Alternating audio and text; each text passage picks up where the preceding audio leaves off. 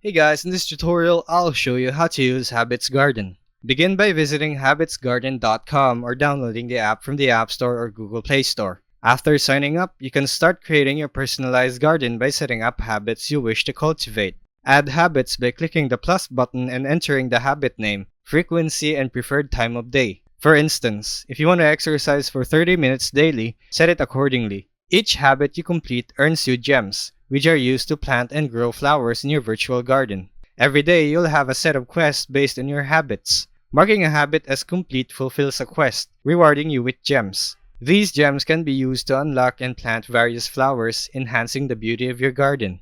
Your garden is a visual representation of your progress. As you consistently complete habits, your garden flourishes with new and vibrant flowers. This visual growth serves as a motivating factor to maintain your habit streaks. The app provides insightful analytics on your habit performance. You can view streaks, completion rates, and other statistics to monitor your progress and identify areas for improvement. And that's how you install Habits Garden to develop and track your good habits. Thanks for watching.